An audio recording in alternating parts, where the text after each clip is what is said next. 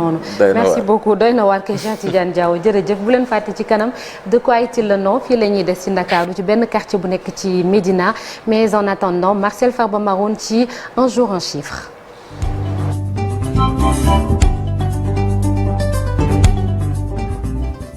alors Marcel tey da ngaa tànn wax ci chiffre ci benn sujet boo xam ne daanaka dañuy am kersa sax ngir di ko wax ci suñu société bi. c'est le moins que l'on puisse dire. soxna Naata pour ce fait donc yaa ngi koy wax 34 la tànn comme chiffre pour mettre en évidence li nga xamante ne moom la ñu daal di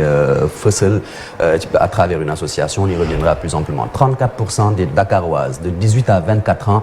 disent avoir consenti des rapports sexuels avant l'âge de 18 ans ñu gis na ne ci région de Dakar près d'un tiers des filles donc âgées de 15 à 19 ans dañu déclaré rek ne ñoom jot nañ sëy ca diggante at boobu noonu ces chiffres ont été donc rendus publics association jigéen donc au cours benn panel bi nga xamante ni da doon traité rek waxtaan ci les droits sexuels des femmes tuddee ko un combat féministe intergénérationnel mu amoon lundi bi passé donc le 19 septembre te bu ñu sukkandikoo ci association jigéen moitié population sénégalaise composée de jeunes de moins de 15 ans ñoom dañoo confronté rek li nga xamante ni moom mooy manque d'information ci lu jëm ci santé de la reproduction. lii nii Ndakaaru la léegi dañuy wax ci Sénégal yëpp daanaka. voilà donc ñu xool sur le plan national sexualité des filles au plan national bi yoon ñu sukkandiku ci li nga xamante ne moom mooy ANSD benn enquête bi mu daal di def donc enquête démographique ak santé bi mu publié en 2017 muy daal di révéler que 15,6% des filles dañu daal di am seen premier rapport sexuel avant l'âge de 18 ans beneen stat boo xamante ni moom moo gën a marquante mu di 6% des filles sénégalaises ont eu leur première relation sexuelle avant d'atteindre l'âge de 15 ans bu ñu sukkandikoo ba léegi ci ANSD mu ne loolu day firndeel rek que chez les femmes les premiers rapports sexuels ne se passent pas toujours dans le cadre de l'union donc noonu lañ ko daal di dippee selon toujours rapport ANSD boobu neneen daal jigéen yi nga xamante ne dañu toll ci entre 25 et 49 ans te ñuy dund en milieu urbain ñoom dañ daal di am leur premier rapport sexuel à un âge plus tardif donc 21 ans que ñi nga xamante ne ñoom ñu ngi dund ci monde rural bi ñoom c'est établi à l'âge de 18 ans soxna Naata. alors léegi Marcel bu ñuy wax wàllum sexualité dañuy jéem a xool lan mooy link bi ak niveau d'étude maanaam fan lañ toll ci jàng jigéen ñi ak rapport bi mu am. c'est très important soxna Naata ndaxte dañu gis ne l'âge médian premier rapport sexuel chez les femmes de 25-49 ans dafay rek daal di augmenter selon li nga xamante ni moom mooy niveau d'instruction ba léegi bu ñu sukkandikoo ci ANSD âge médian premier rapport sexuel est de 18 ans parmi les femmes sans niveau d'instruction contre 20 ans pour jigéen yi nga xamante ne ñoom au moins dañ daal di atteindre le niveau primaire les femmes ayant un niveau moyen secondaire ou plus ñoom connaissent leur première expérience sexuelle à l'âge de 24 ans soit 6 ans plus tard que ñi nga xamante ne ñoom jaaruñu l'école si on ose dire comme ça. alors Marcel léegi dañuy wax tamit ci mariage précoce yi maanaam teel a sëy yi tamit. voilà on termine avec ak boobu les sujets le mariage précoce toujours présent bu ñu xoolee moyenne nationale bi une fille sénégalaise sur 3 dafay daal di marié wu avant l'âge de 18 ans selon benn rapport bi nga xamante ne ONG World Vision moo koy daal di publié ci atum 2016 mieux ou pire c'est selon 8,5% des Sénégalaises dañu daal di marié wu avant l'âge de 15 ans et puis ñu gis na ne qu'un phénomène mariage précoce boobu day concerner davantage xale yi jigéen yi nga xamante ni ci monde rural la ñu nekk bu ñu sukkandikoo ci chiffres yi nga xamante ni association donc jigéen moo ko diffusé lundi bi passé et dans les familles économiquement stables du monde rural ñu gis na ne une jeune femme donc de 15 à 19 ans sur 4 a déjà été mariée soit entre 48 ak jëm ci 66% et chez les plus pauvres toujours dans ce milieu rural le taux est de 52% soit donc une femme sur deux ba léegi selon ki nga xamante ne moom mooy l'ONG World Vision ci benn rapport bi mu def toujours ci année 2016 zone rurale phénomène mariage précoce bi dafa gën di fréquent rek ci ba pare di situé wu ci ay régions yi nga xamante ne moo di Kolda 68% au moins donc 3 filles sur 4 Tambacounda 57% Matam 56% Louga 47% et puis Diourbel et Kaolack respectivement à 46 et 39%. Soxna Naata. Merci beaucoup Marcel Farba Maroun merci pour ces chiffres ces détails alors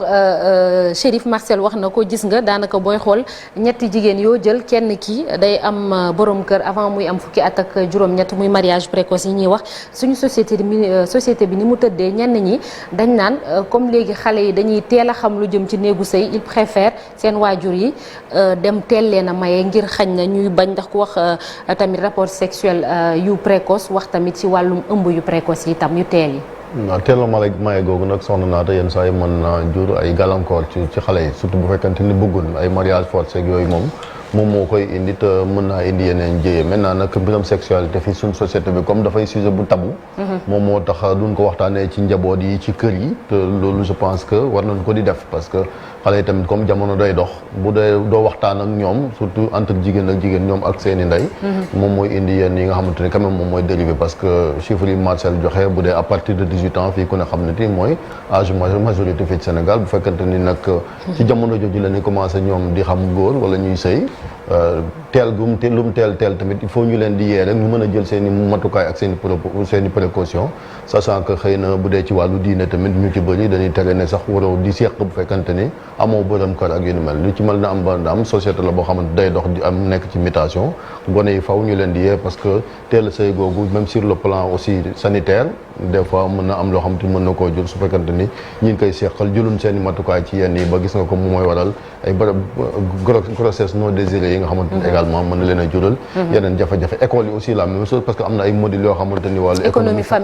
familiale ak yu ni mel aussi je pense santé de la reproduction yooyu noonu yëpp ci biir la sax dañ koy jàngal xale yi ci biir la en tout cas ñuy gën a yee xale yi rek ci li nga xamante ni quand même moom mooy xeet yi nga xamante ni tamit mënuñ ko di ko ñàkk waxe wala di daw sujet yi parce que boo koy daw mooy jur yenn gàllankoor yi nga xamante ni ñu ngi koy nemmeeku fii ci Sénégal parce que ñu ci bëri doon na jàpp tabb na ngay gis gone nekk ak yaayam mais du bëgg sax ñu aborder ces sujets parce qu'on considère que c'est tabou wala dafa sensible alors que y a rien de sensible il faut ñu koy waxtaanee gën a mën a yee gone yi su ko defee comme ñu moytu saay si nga xamante quand même ñu ngi ci réew mi di taxawaal absolument Cheikh Tidiane Diaw booy xool sax bu ñu waxtaanul ci biir kër yi wala ci école yi moom c'est déjà fait réew mi toll na foo xamante ni information yi moom mooy fekk ci xale yi lu ci mel ni yenn réseaux sociaux yi muy ay Facebook ay TikTok ak yooyu am na yoo xam ne xale yi xañ na duñ ko bëgg a gis waaye dafay ñëw taxaw seen i gët te parents yi duñ ci am benn contrôle donc mooy importance bi Chérif di wax waajur yi di teel a yee xale yi ci loolu muy góor di jigéen nag. Ouais, c'est surtout ça mais je pense que xale yi sax comme ni nga ko waxee kii yooyu ñu am genre xarala yooyu nga xamee ni maintenant mi ngi à leur disposition sax mën na sax tax que ñu passé wu que de maanaam waxtaan bi nga xamee ni ñi ngi koy def ak seeni waajur parce que waxtaan boobu c'est vrai que am na solo mais est-ce que xale yi tamit li nga xamee ni moom moo leen di dal ci mbirum sexualité précoce bi ñàkk xam la parce que mi ngi am ci classe yi te classe yi ñu ci bari ñu fa nekk ñi ngi jàng économie familiale xam nañu risques yi nga xamee ni moom moo ci am yépp taxul ñi ngi koy def mais bon ni ñu ko waxee rek nit ku nekk aussi ak libertéem mais comme ni ñu koy waxee sexualité tamit dafa am ay effets secondaires yu mu àndal ay effets pervers yoo xamee ni ku nekk nag war nañ la ci tàggat nga teel ko xam nga xamee nag léegi nag yow yaay am sa liberté bopp ndax yow tu vas t'adonner à ça ou pas te soo koy def tamit nga xam matuwaay yi ngay jël pour yi nga xamee ni moo ci am après comme conséquence mu nar la bañ a yàqal parce que conséquences yi bari na mën nga ci jëlee ay grossesse non désirée ay jàngoro sa jàng yàqu ci te loolu yëpp je pense que ay mbir la yoo xamee ni baaxul ci jeunesse. Cheikh Diop suñu société bi elle est fortement religieuse booy xool que ça soit chrétiens yi wala jullit yi naam ñenn ñi dañuy wax sax ay mbirum liberté waaye yëf yi dafa am fu mu yem ndax religion bi daanaka féete kaw lépp. religion bi mu féete kaw lépp naata wax nga ko comme ni ko Chérif ak Cheikh Tidiane waxee rek foog naa ne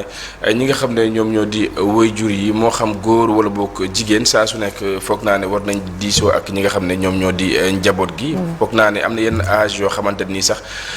boo ci tollee ñoom ñi nga xam ne ñoom ñoo la indi ci àddina war nañ la mën a xamal àddina xamal lii ak lii ak lii bon donc boo ko defee lii ak lii moom moo la ciy fekk bu ko defee yow sa bopp nga mën a gindeeku xam bu baax a baax fi nga xam ne nag foofee ngay teg sa tànk bu dul li nga xam ne moom moo di wàllu wér-gu-yaram des fois psychologiquement sax amaana loo xamante ni def nga ko mu indil la ay rëccu donc mën na la jural loo xamante ni dalay topp ci sa girug dund. moo tax c'est toujours important tey ñi nga xam ne ñoom ñoo di waajur yi ak itam doom yi di amal ay waxtaan wala bokk diisoo bu ko defee itam moom mën a xam bu baax a baax nan lay doxalee li nga xam ne moom moo di dundam naata. Merci beaucoup Cheikh merci également à Marcel ce serait bien également ñu mën a xam les chiffres de la sexualité chez les jeunes hommes Marcel incha allah dénk nañ la ko. Chérif yow dénkuma la ko Marcel laa ko dénk waxuma ak yow. est-ce que naata mais est-ce que chiffres yi nga xamee ni moom la ñuy gis ci jigéen ñi. est-ce que du même chiffres yi aussi dañuy gis nañu xaar jàngat bi rek parce que ñaari nit ñoo koy seetlu. nañu xaar jàngat bi dénk naa ko Marcel Chérif moom dénkuma ko ndax wóoluwuma ko aywa El Hadj Malick ñu jàll ci beneen rubrique muy de quoi est-il le nom.